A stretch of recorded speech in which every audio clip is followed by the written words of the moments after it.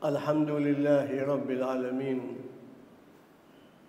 حمدا يوافي نعمه ويكافئ مزيده. يا ربنا لك الحمد كما ينبغي لجلال وجهك الكريم وعظيم سلطانك.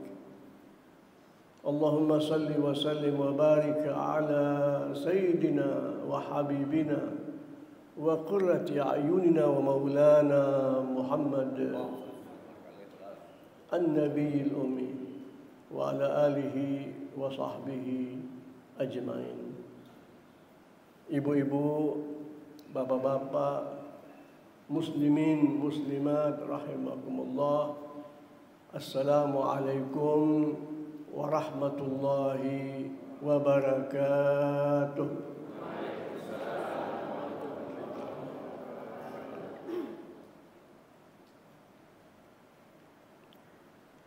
Pada pertemuan kita yang lalu dan sebelumnya, kita berbicara mengenai perintah Allah Subhanahu wa taala.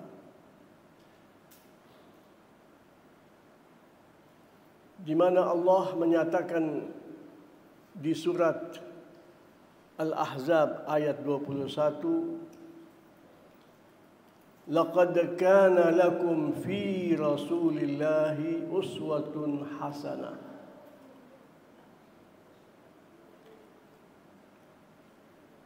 Dalam terjemahan letterleknya, Allah Subhanahu wa taala bersumpah.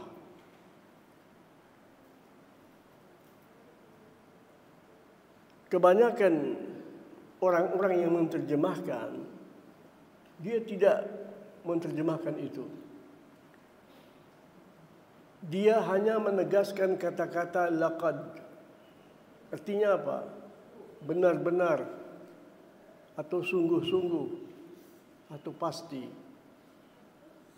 Tetapi sebenarnya Allah Subhanahu wa taala ketika menegaskan sesuatu, Allah bersumpah. Berbeda dengan sumpah para makhluk. Para makhluk ketika bersumpah dengan atas nama Allah, dia menyatakan wallahi. Kalau kita mengucapkan wallahu, itu bukan sumpah. Ya. Kita menyatakan innallaha, itu bukan sumpah. Walaupun di situ ada kata-kata penegasan, inna itu artinya sungguh. Jadi ada kata-kata wallah, Allahu bukan sumpah. Wawunya itu wawu sumpah, bapak-bapak. Jadi kita harus belajar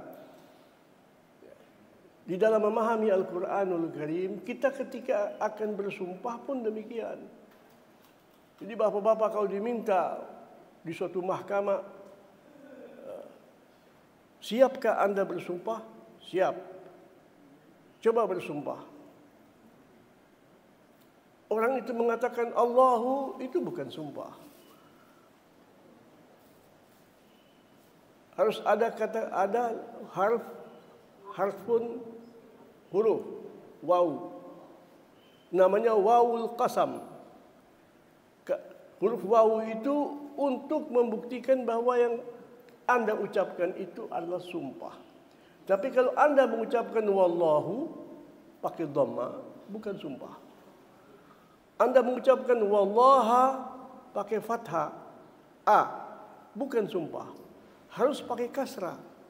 Wallahi. Itu retorikanya demikian. Coba kalau di mahkamah, kalau hakimnya mengerti, ulangi sumpah Anda. Anda tidak sumpah dengan sebenarnya.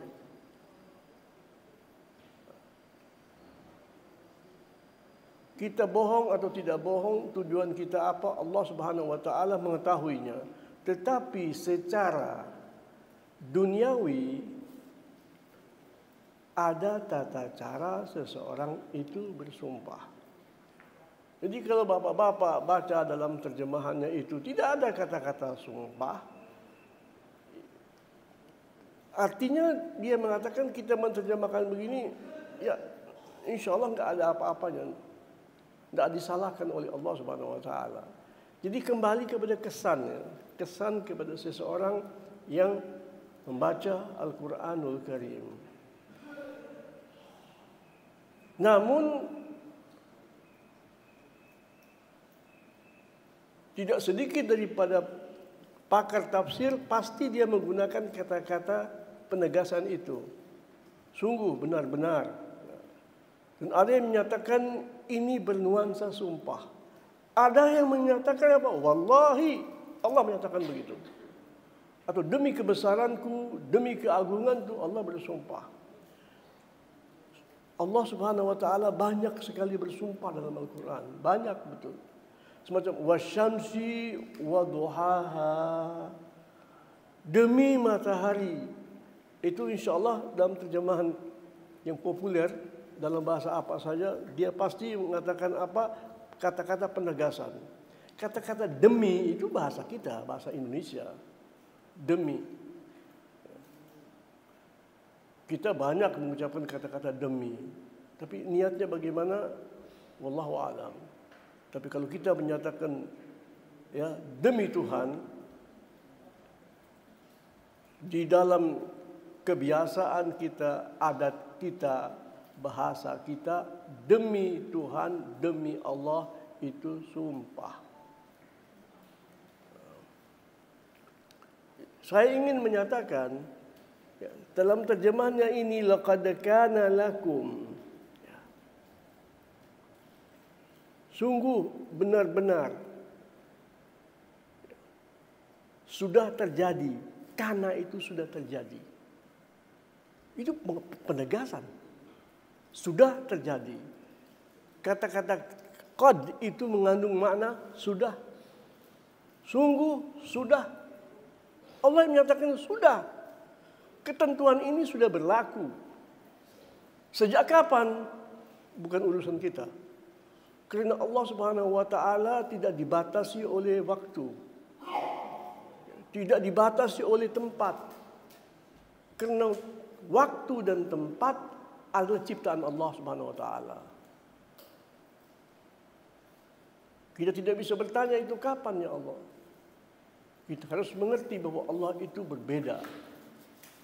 Zaman dan tempat itu ciptaan Allah Subhanahu Wa Taala, itu yang diperlukan oleh manusia. Demikian kalau kita ya, maka Allah perintahkan kita apa? Inna anzalnahu Qur'anan Arabiyan, di dalam bahasa Arab. Dan di dalam bahasa Arab sebelum Islam pun orang Arab paham begitu. Orang-orang Arab di semenanjung Arabia. Jadi orang-orang Arab itu pemahaman bahasanya bertingkat-tingkat. Dulu itu Mesir bukan Arab. Ya. Zaman dahulu itu Suria bukan Arab. Kenapa mereka dikatakan Arab? Karena bahasa. Jadi bahasa Arab ini sepertinya lebih memiliki pengaruh ketimbang bangsa Arab.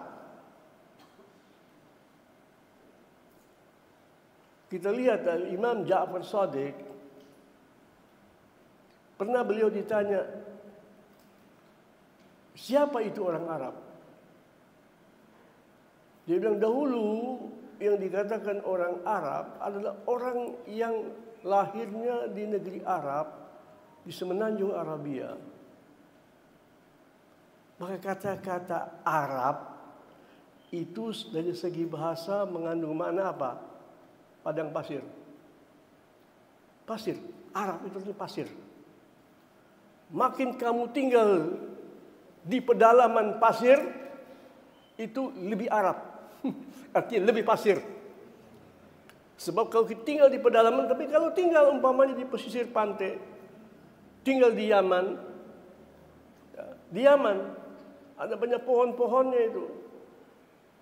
Itu kan kurang di pedalaman. Maka itu orang Yaman itu dikatakan Al-Arabul Ariyah. Arab periode kedua.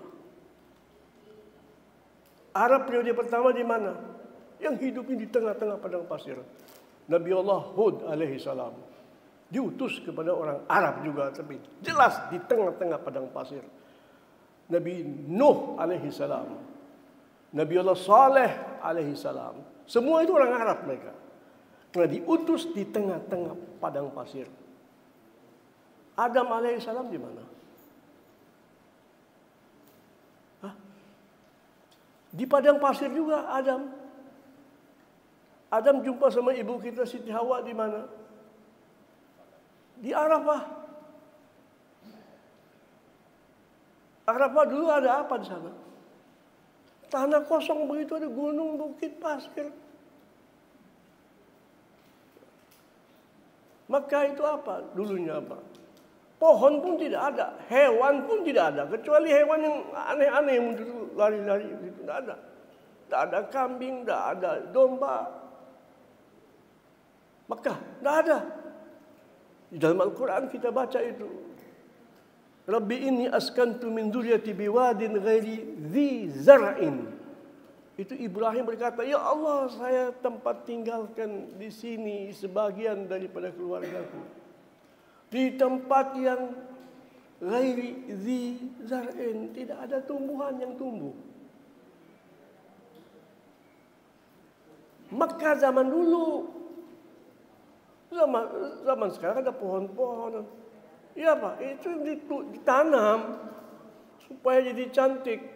Sebab surga itu sesuatu yang indah, yang ada pohonnya, ada airnya. Ini nggak ada apa-apa, kosong. Supaya kita tahu itu. Ibrahim alaihissalam itu diperintahkan oleh Allah tinggalkan negeri itu. Negeri Suria itu ditinggalkan. Negeri makmur. Nabi hijau menghijau. Tumbuh-tumbuhannya subur, kaya raya. Bawa istri kamu dan anak kamu berangkat ke tempat yang suci. Berangkat, beliau nggak tahu arahnya kemana. Diarahkan oleh Allah Subhanahu Wa Taala sampai tiba di Mekah. Sudah sampai di sana, duduk beberapa hari. Katakan boleh jadi tidak dijelaskan, tapi tidak lama-lama dia di sana. Kurang 1 bulan mungkin, beberapa pekan, tidak penting sekali. Yang penting itu terjadi. Allah perintahkan dia kembali untuk melaksanakan atau melanjutkan tugas kenabian dan kerasulannya di tempat lain. Dia ini rasul, dia ini nabi. Kemudian Allah bilang apa? Ini kau, anak kamu sama istri kamu ini bawa ke sana. Padahal bayangkan Ibrahim itu untuk mendapatkan anak, Sayyidina Ismail alaihissalam itu umur sudah lanjut usia sekali. Jadi ini anak ya cucu ya segala-galanya. Dan ini anak diminta ketika masih muda belia. Sayyidina Ibrahim itu masih muda belia meminta kepada Allah. Kenapa? Ketika masyarakatnya, keluarganya ya mengusir dia. Nah ketika dia mau berangkat, dia berkata, Rabbi habli minas salihin. Ya Allah, Engkau perintahkan aku menghimbau umat manusia. Tetapi tidak ada yang merespon. Tidak ada yang menjawab. Tidak ada yang memenuhi himbauan yang saya sampaikan dari Engkau, ya Allah. Maka saya harus berangkat meninggalkan negeri ini. Maka berikan saya sesuatu. Kata-kata hab itu meminta anak. Hab. Jadi bukan Allahumma rzuqni, ya Allah rezekikan saya anak, bukan. Bukan Allahumma atini. Ada banyak kata-kata bahasa Arab. Ya, ini Allah menerjemahkan omongan Ibrahim kepada kita. Ibrahim ketika ngomong sama Allah tidak pakai bahasa itu, bukan. pakai bahasa dia, tapi kan Allah Subhanahu wa taala Maha tahu semuanya. Allah menerjemahkan apa maksudnya itu. Artinya Allah berikan aku seseorang, ya Allah, dari aku. Semacam Adam melahirkan anak, saya kan tidak punya anak. Punya istri, sudah sekian lama dia menikah, tidak punya anak juga. Sayyidina Ibrahim alaihissalam, ya Allah, jadi boleh jadi kalau saya punya anak saya beriman kepadamu dan beriman kepada kenabianku. Kalau anak dia beriman sama bapaknya, dia melihat begitu. Padahal yang memeranginya itu orang-orang yang mendekat, bukan tidak dekat dengan dia. Antara lain pamannya. Wah, pamannya ini bukan tidak sayang sama dia, sayang sama dia. Tetapi ketika anak ini kelihatannya berbuat hal-hal yang aneh, yang tidak sesuai dengan masyarakat, atau pamannya ini mengatakan apa? Kita ini hidup begini, dan kita makan, kita minum, kan cara hidup kita sesuai dengan negeri kita. Kok kamu macam-macam Ibrahim? Mengatakan ini salah, itu ini, Tuhan itu hanya satu doang. Macam-macam. Pamannya mungkin sabar sama dia, jangan begini anak. Kita bakal kerepotan menghadapi masyarakat semuanya. Kita kalau berbeda dengan orang, susah hidup kita ini. Tapi Ibrahim alaihissalam itu mendapat wahyu. Dia melaksanakan apa saja yang diperintahkan oleh Allah Subhanahu wa taala. Akhirnya kan beliau dihukum. Allah selamatkan beliau secara mukjizati. Ya. Dihidupkan api yang sangat besar. Bisa saja kan Allah memadamkan api itu dengan cara turunkan hujan yang lebat sekali. Padam enggak? Padam. Tetapi orang akan mengatakan apa? Orang akan mengatakan, ya karena hujan. Nanti kita lihat kalau musim kemarau, tidak ada hujan sama sekali, kita hidupkan, kita hukum dia. Allah Subhanahu wa taala membiarkan api itu berkobar-kobar sedemikian rupa. Sehingga kalau burung pun di tempat yang jauh mendekat itu, dari jauh dia jatuh. Dia mati karena panasnya itu sedemikian besar. Itu mereka melemparkan Ibrahim itu pakai manjanik. Dan kekuatan lemparan yang luar biasa. Ada mereka buat tata cara bagaimana melemparkan Ibrahim. Ibrahim jatuh di tengah-tengah api itu. Itu yang dikatakan mukjizat. Ibrahim itu dimasukkan di dalam suatu kawah yang semuanya api yang kobarannya luar biasa. Semua orang menjauh, tidak berani. Maka Ibrahim dimasukkan dengan cara dilemparkan dan kekuatan menjanik namanya begitu. Artinya apa? Kalau kita semacam itu? Ketapel. Tapi ketapel itu bukan ketapel kita biasa waktu masih kecil pakai ketapel. Bukan itu. Ketapelnya gede, lempar. Karena negerinya sudah berkebudayaan, sudah berperang, serbu menyerbu di satu kerajaan. Itu raja yang memerintahkan demikian. Jatuhlah Ibrahim di tengah-tengah itu. Selamat. Ibrahim selamat, itu dikatakan mukjizat. Di mana Allah membuktikan bahwa aku saja yang bisa berbuat begitu. Aku yang ciptakan api. Jadi api tidak membakar karena dia memiliki kemampuan membakar. Bukan, aku perintahkan. Maka Allah berkata kepada api apa? Api yang luar biasa itu. Ya naru kuni bardan wa salaman ala Ibrahim. Wahai api, kuperintahkan kamu berubah. Bukan dengan sifat kamu yang kuciptakan dari mula. Kurubah. Jadi Allah Subhanahu wa taala itu berhak memiliki kekuasaan untuk menguasai segala sesuatu yang dia buat A. Dia bisa rubah Z. Itu Allah Subhanahu wa taala. Tapi kalau kita makhluk Allah, khususnya manusia, harus menghormati hukum kausalitas. Hukum yang ditentukan oleh Allah. Air membuat kita basah umpamanya. Air artinya dia mengalir. Mengalirnya itu mana? Dari tempat yang tinggi ke tempat yang rendah. Itu sifat air. Bukan dia naik ke atas. Tapi Allah bisa membuat air itu bisa naik ke atas. Itu Allah Subhanahu wa taala. Ketika Allah mendemonstrasikan hal itu pada Sayyidina Musa alaihi salam. Kepada Ibrahim demikian. Perhatikan ketika seorang hamba Allah Subhanahu wa taala dia makin terjepit pembawaan manusia. Dia makin terjepit, dia makin menuju kepada kekuatan. Sifat kita demikian, kita cari orang yang lebih kuat. Tolong bentengi saya, tolong bantu saya, tolong jaga saya. Tetapi kalau ancamannya lebih besar, dia akan lihat ini nggak bisa bantu saya. Dia akan cari yang lebih kuat. Kalau ketika dia merasakan bahwa ini tidak ada orang yang bisa membantu saya, disitulah dia menemukan kembali Allah Subhanahu wa ta'ala. Maka ketika Ibrahim alaihissalam itu dimasukkan ke dalam, kita katakan apa itu, kawah, yaitu lautan api, ya, lembah api semuanya, datang kepadanya Jibril alaihissalam.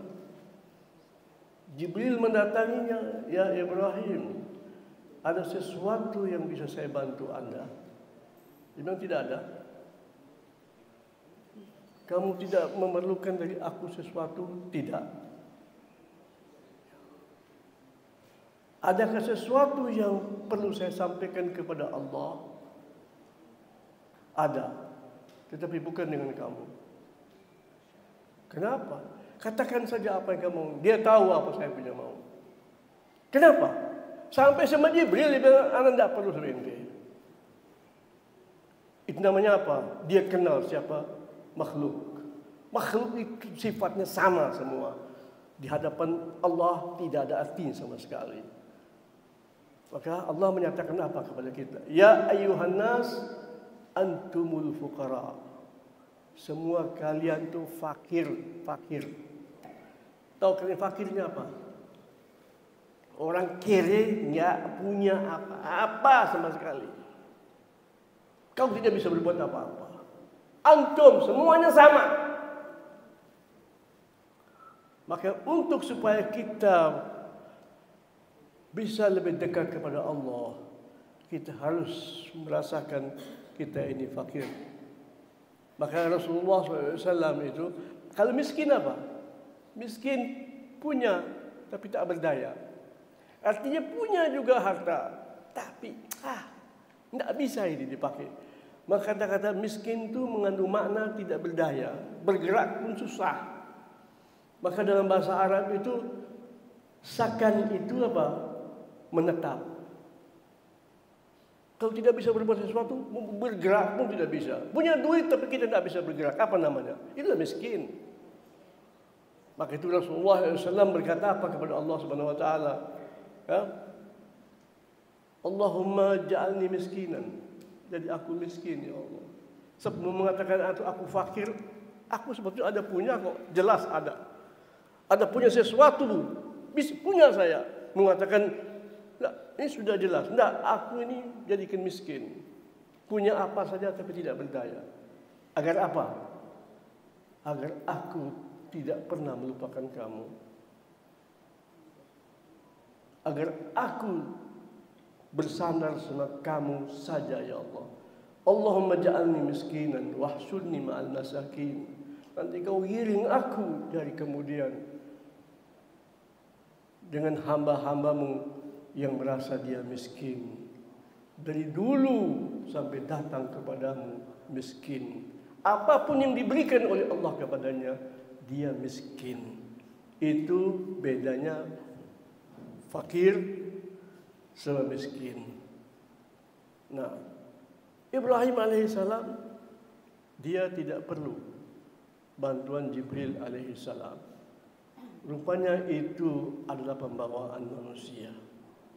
Ya, oleh karena itu para ulama mengatakan kepada kita, para guru-guru spiritual, ya, para pendidik berkata kepada kita, mengingatkan kita, Allah Subhanahu wa taala tidak akan menjadikan hambanya itu waliullah, betul-betul waliullah, kecuali Allah membuat dia tidak berharap kepada siapapun dan apapun. Artinya apa? Dia merasa hilang kepercayaannya kepada manusia semuanya. Dan itu akan kita rasakan ketika mau meninggal dunia. Ayo, kita mau meninggal dunia, kita belum merasakan. Siapa yang bisa tolong kita? Siapa ini dari manusia-manusia yang mau tolong saya? Para dokter-dokter. Bukan lagi dokter itu tidak mampu. Hospital semuanya tidak mampu. Bukan saya sampai situ. Hospital yang tadinya mengobati orang jadi alat pembunuh. Dia yang mematikan kita. Maka itu Sayyidina Abu Bakar Siddiq ketika dia sakit mau meninggal dunia, itu sahabat-sahabat berkata kepadanya, "Ya Abu Bakar, kita panggilkan Anda dokter." Tabib namanya, tabba yatibu. Artinya apa? Orang yang membuat jadi baik. Dia kata-kata tabba, itu apa? Tayyib, taba, itu artinya baik. Jadi maksudnya itu tabib itu artinya orang yang membuat baik. Dalam bahasa yang biasa kita gunakan apa? Dokter, menteri, kita panggilkan untuk Anda. Apa jawabnya Abu Bakar? Amradani tabib. Kamu tahu yang membuat aku begini sekarang ini apa? Tabib saya itu Allah. Tidak ada yang tabib kecuali Allah. Allahumma la shifa illa shifa'u. Jadi Sayyidina Abu Bakar mengatakan, ini saya dalam keadaan sehat. Kamu kira ini penyakit saya mau mati? Enggak, ini saya lebih sehat. Akal saya lebih jernih. Kenapa? Saya merasakan betul-betul saya tidak perlu siapa-siapa. Alhamdulillah. Tetapi Sayyidina Abu Bakar bukan pada saat itu saja dia merasakan begitu, hidupnya selamanya begitu. Itu Sayyidina Abu Bakar. As-Siddiqun itu begitu. Para wali-wali besar. Jadi semua para wali-wali itu bukan sudah sampai ke situ. Semuanya berupaya dan berdoa kepada Allah Subhanahu wa taala agar supaya sandaran kepada dunia ini tercabut dari hati mereka. Nah, itu Sayyidina Ibrahim mengalami hal yang demikian. Ya. Nah, maka sesudah Allah selamatkan dia, dia memohon kepada Allah, Rabbi habli minas salihin. Kasihkan untuk saya sesuatu yang dari saya, ya, anak maksudnya begitu. Ya, orang merasa boleh jadi kalau anak. Karena dari kecil dia melekat sama saya. Dia sangat menyadari bahwa saya ini tidak mungkin berbohong kepadanya. Saya tidak mungkin ya, mengajak dia kepada sesuatu yang membahayakan dia. Nah, maka berikanlah aku anak. Fabasyarnahu bighulam. Langsung Allah Subhanahu wa taala gembirakannya. Kirim malaikat katakan ya. Fabasyarna itu maknanya apa? Langsung. Jadi Allah sudah menjawab doanya, sudah mengabulkan permintaannya. Tetapi kapan terjadi itu? Puluhan tahun kemudian. Kalau kita boleh jadi sudah kapan ini? Padahal ini bukan kayak kita pakai perasaan ya. Insya Allah Allah kabulkan doa kita. Karena Allah suruh kita berdoa. Allah Maha Dermawan, Allah Maha Baik. Ya. Nah kalau kita sebentar ragu lagi, ya kayaknya ya kita manusia lemah. Tapi ini Ibrahim bukan dia hatinya terus mantap, memang dia mantap. Maka Allah Subhanahu wa taala lebihkan kemantapan dia dengan mengirim para malaikat. Mengatakan Ibrahim, Allah sudah terima doamu. Allah mengabulkan doamu. Tapi kapan terjadinya? Puluhan tahun. Nah ketika datang anak itu, Ismaila.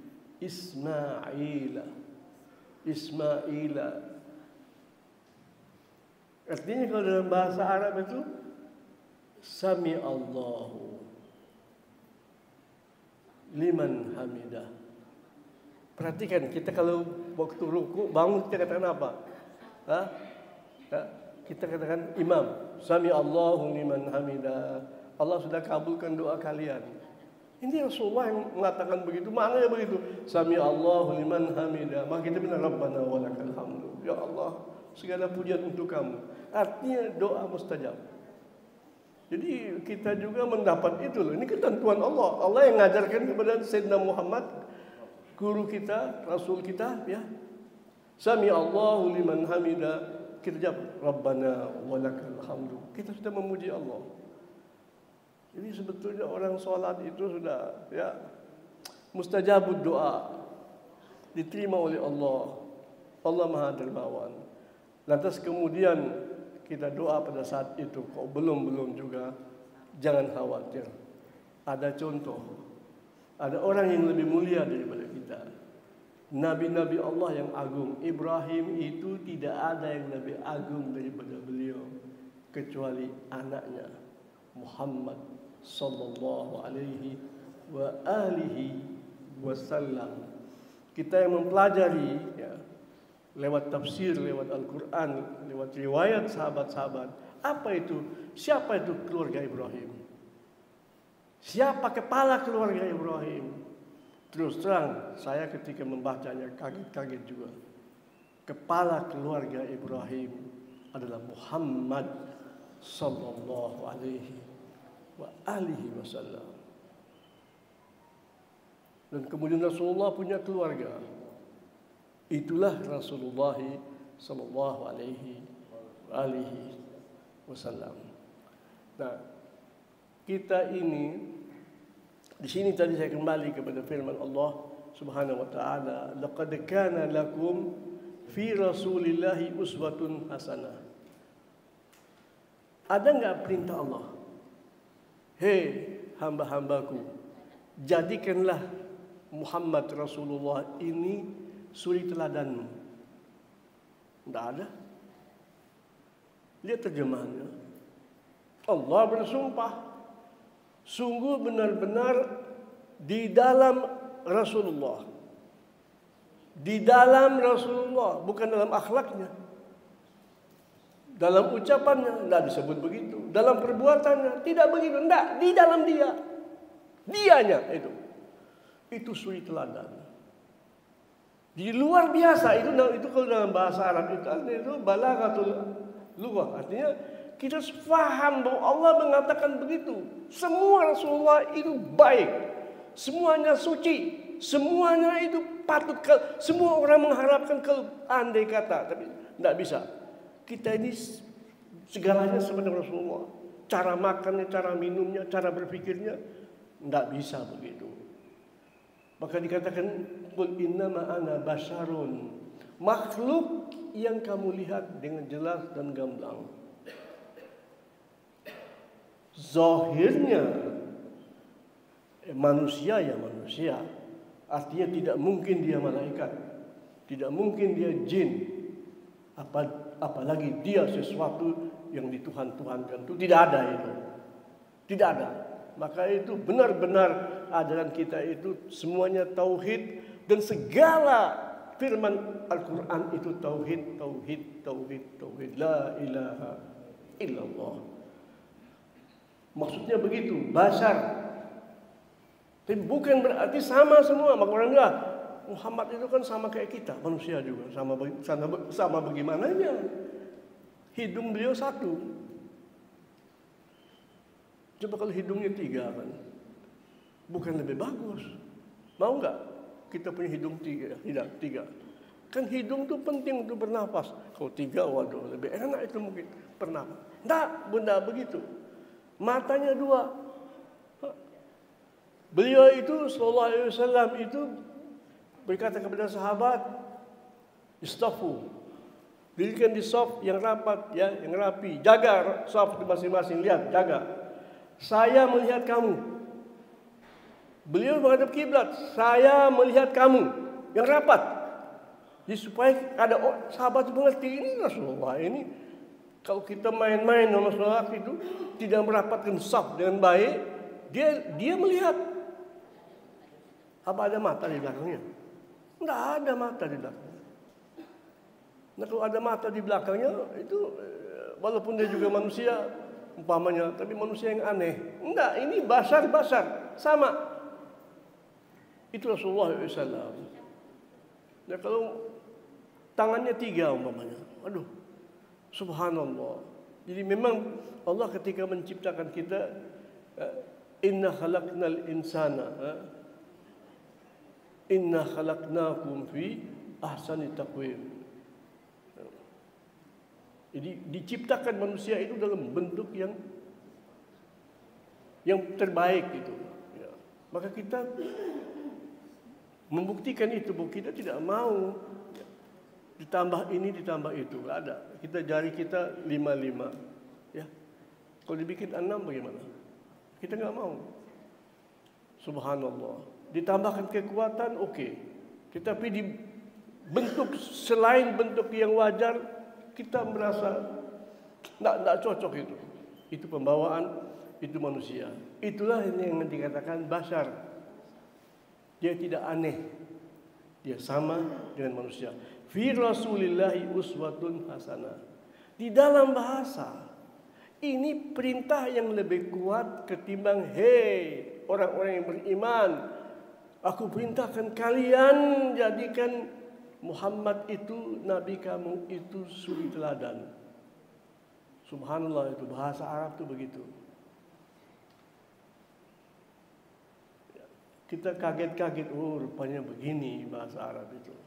Maka inna anzalnahu Qur'anan Arabiyyan. Jadi bentuk perintahnya itu lebih kuat. Jadi berita bisa menjadi perintah yang lebih mantap ketimbang kata-kata perintah diberikan. Dulu ada seorang ustaz sudah meninggal dunia rahimahullah.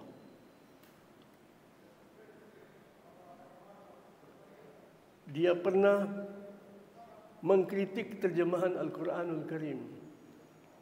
Dia perintahkan itu salah tuh terjemahan dalam Al-Quran. Salah. Kenapa? La ikraha fid din. Dia bicara begitu. Karena terjemahannya apa? Tidak ada paksaan untuk masuk Islam. Din situ artinya Islam. Lakum dinukum waliya din. Bagi kamu agama kamu, bagi saya Islam. Itu maknanya begitu. Bagi saya agama saya. Tapi Muhammad diperintahkan oleh Allah. Lakum, hei manusia-manusia, kamu silakan memilih agama apa saja. Tapi bagi saya agama saya, jangan dicampur aduk.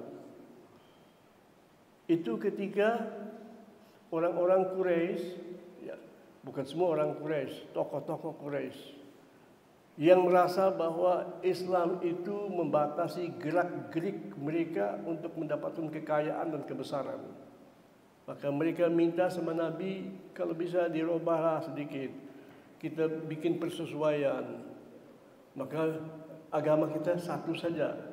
Ya, tahun ini semuanya kita beragama seperti yang kamu mau.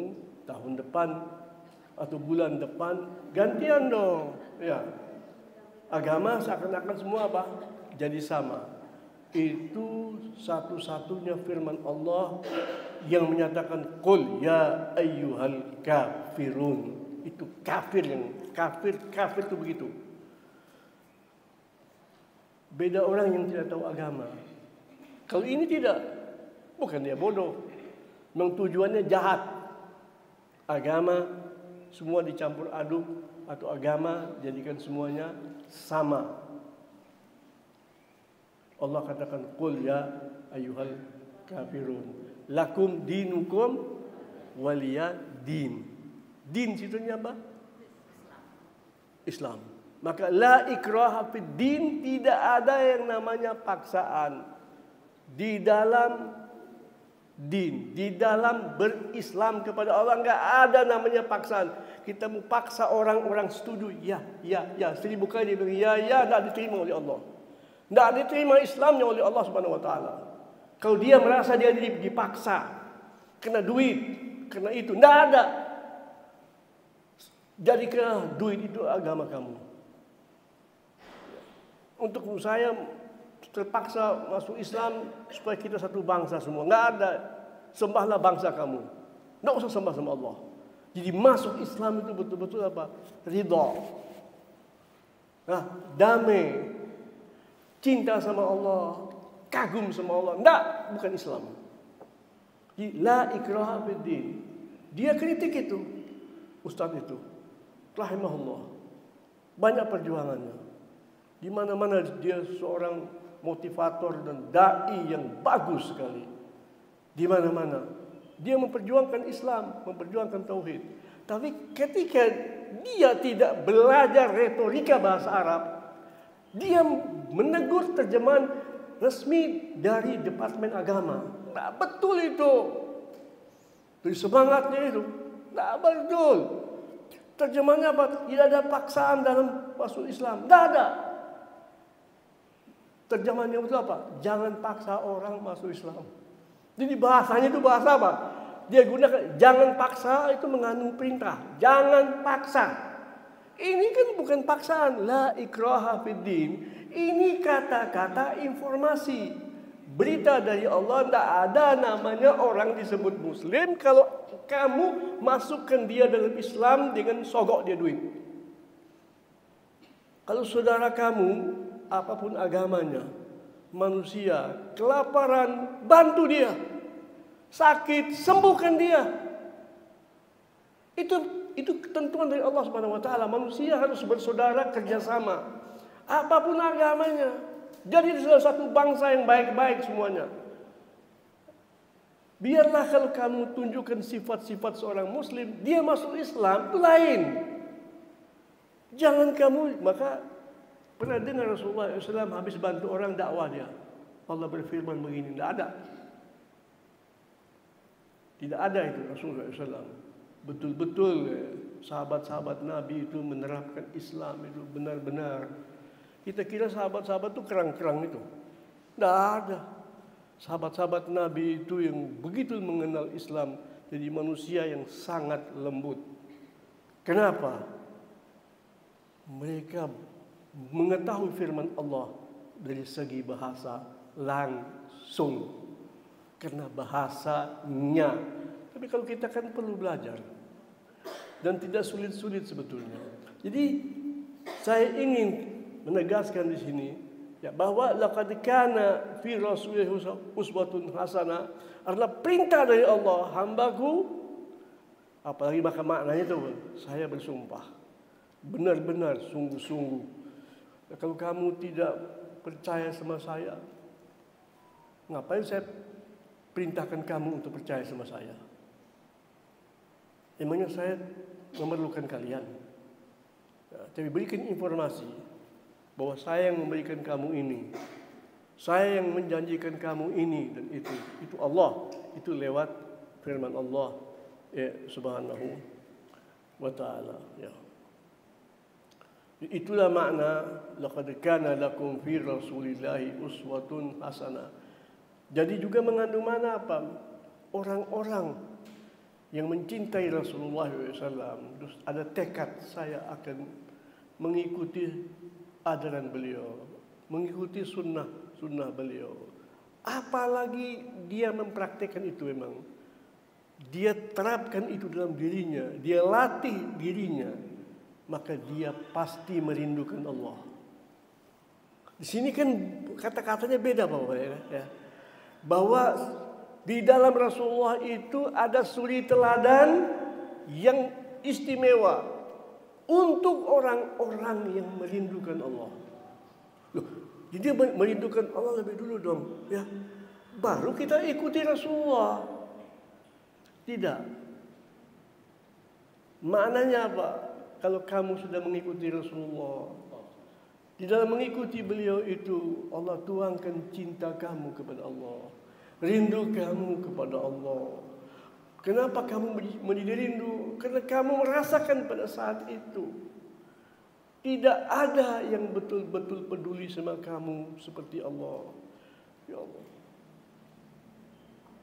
Maka orang-orang kafir di hari kemudian Allah katakan apa? La yarjuna nusyura. Mereka tidak merindukan penggiringan di hari kemudian. Jadi memang kelihatannya semacam aneh begitu. Kenapa mereka kafir? Mereka tidak merindukan penggiringan mereka menuju Allah. Artinya tidak ada rindunya. Jadi subhanallah. Jadi ketika orang-orang kafir itu digiring di hari kemudian, itu dalam ketakutan luar biasa. Maka orang Islam bertolak belakang. Kayak kita mudik pulang. Ya, orang ketika libur kan mudik. Itu susahnya luar biasa. Jamnya luar biasa. Puluhan jam dalam perjalanan baru sampai kampung. Itu dengan segala kebahagiaan. Kita yang tidak bisa mudik, karena kadang-kadang kita nggak tahu mau mudik kemana kita. Semua keluarga sudah ada di Jakarta sini. Mau mudik kemana lagi? Ke sana kejauhannya luar biasa. Nah itu udah. Kita juga ikut gembira karena kita saudara kita gembira pada saat itu. Walaupun kita juga kasihan. Kok hari lain kan lebih baik mungkin. Kan itu kan perasaan manusiawi. Itu kita ikut gembira dengan orang-orang yang mudik itu. Bagaimana kalau mudik sama Allah? Nah, itulah makna cinta dan rindu kepada Allah. Liman kana yarjullaha. Kemudian merindukan hari akhirat. Itu buah dari apa? Cinta kepada Rasulullah. Usaha itu. Jadi kalau kita hadir maulid, baca lagi, itu ada pengaruhnya. Ya, jadi saya kira tidak salah. Alhamdulillah kita ini di Indonesia banyak ada maulid, banyak ada kumpul-kumpulan, banyak ada tahlil. Itu Kiai Syukran Ma'mun. Dia berkata sama saya, dia senior saya ya, sebagai santri kami sama santri, tapi dia lebih senior. Itu dia katakan, kalau kita umat kita nggak begini, dia katakan apa? Hilang kita semuanya. Hilang. Kenapa? Dia lihat umat ini banyak yang berubah karena duit. Duit di drop dari atas. Ya, di drop dari atas. Maka ketika beliau itu di dalam kampanye, dia katakan beliau datang dulu. Salah satunya, jangan coba-coba kamu jadi sama saya. Kalau saya berhasil, awas. Diusir orang itu. Dari mulai dia ngomong begitu. Saya mendukung Anda bukan karena Anda yang terbaik. Tapi gue lihat lu lebih baik daripada yang tidak baik itu. Lu masih lebih baik. Dia antara orang-orang yang tidak baik. Dia seorang kiai yang ngomong apa adanya. Jangan kau main janji-janji sama saya. Kau jangan biasakan itu. Dan itu naudzubillah. Zaman sebelum itu ada orang yang niatnya baik, tetapi segala sesuatu dia agak paksa rakyatnya. Kemudian begitu rakyatnya mau dikasih duit. Akhirnya lama-kelamannya apa? Boleh jadi yang menerima itu gurunya. Itu ada pengaruh kepada murid.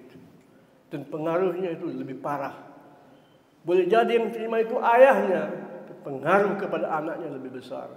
Ini pengalaman Kiai Syukran Ma'mun. Orang yang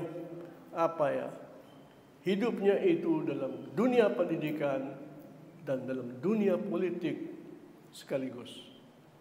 Sama. Jadi seorang ustadz dari muda, orang yang terjun dalam dunia politik juga dari muda sampai tua, sampai sekarang. Dia berkata itu kepada saya dan saya melihat itu suatu pengalaman yang patut dihargai. Beliau katakan jangan coba-coba kita menunjukkan kepada anak kita menerima pemberian karena duniawi. Ya, dan Allah Subhanahu wa taala sebetulnya dalam Al-Qur'an itu melarang tetapi dalam bentuk larangan yang halus. Kenapa? Tingkatan hambanya bermacam-macam. Ya, saya kira cukup sekian. Ya Allah biha, ya Allah biha, ya Allah bihusnil khatimah.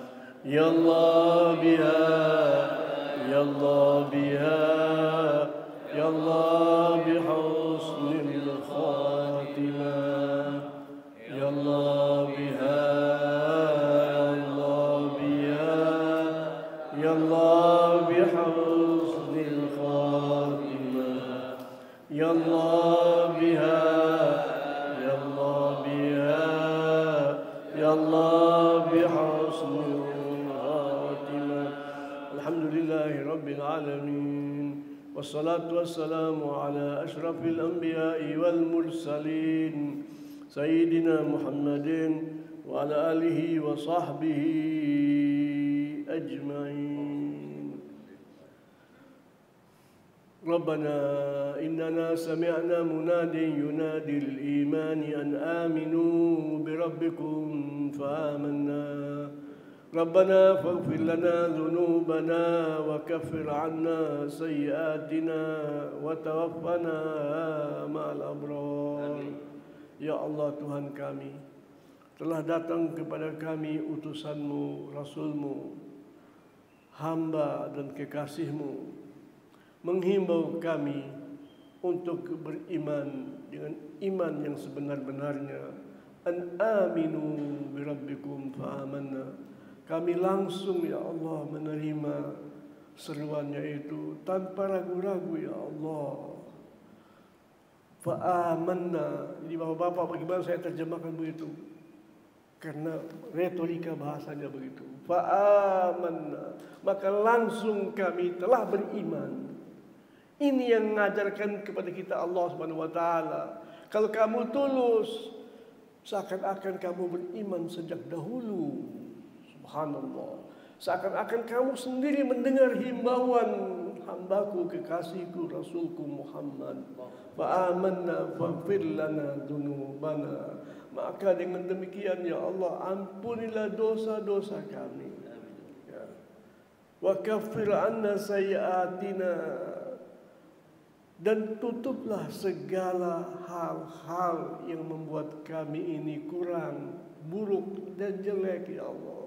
Jangan biarkan orang-orang yang memusuhi kami, memusuhi agama-Mu ya Allah, tahu kelemahan-kelemahan kami. Kalaupun dia sudah tahu, kabulkan matanya, kabulkanlah hatinya ya Allah. Wa kaffir anna sayyi'atina wa tawaffana ma'al abrar. Dan jangan wafatkan kami ya Allah kecuali Engkau sudah menyatakan ini sama dengan para wali-waliku, sama dengan siddiq-siddiq ya, sama dengan para nabi-nabi. Wa tawaffana ma'al abrar. Rabbana wa atina ma wa'adtana ala rusulika. Dan berikanlah kepada kami ya Allah dengan segala kemudahan, dengan segala kedermawanan-Mu, dengan segala cinta dan pengampunan-Mu. Wa atina ma wa'adtana. Berikanlah kepada kami segala apa yang Engkau janjikan untuk orang-orang yang beriman, untuk orang-orang yang saleh ya Allah. Dari dahulu, dari Nabi dan Rasul-Mu yang pertama sampai kepada Rasul dan Nabi-Mu yang teragung Muhammad sallallahu alaihi wasallam. Wala tukhzina yaumil qiyamah. Jangan sampai kami termasuk orang yang kecewa di hari kemudian. Orang yang dibiarkan oleh-Mu dan Kau tidak peduli ya Allah. Innaka la tukhliful mi'ad. Engkaulah yang menjanjikan. Engkaulah yang memerintahkan kami untuk berbuat ini semua ya Allah. Dan mustahil Engkau mengingkari janji. Rabbana atina fid dunya hasanah wa fil akhirati hasanah wa qina adzabannar. Wa sallallahu ala sayyidina Muhammadin wa ala alihi wa sahbihi wasallam. Walhamdulillahirabbil alamin. Wassalamu alaikum warahmatullahi wabarakatuh.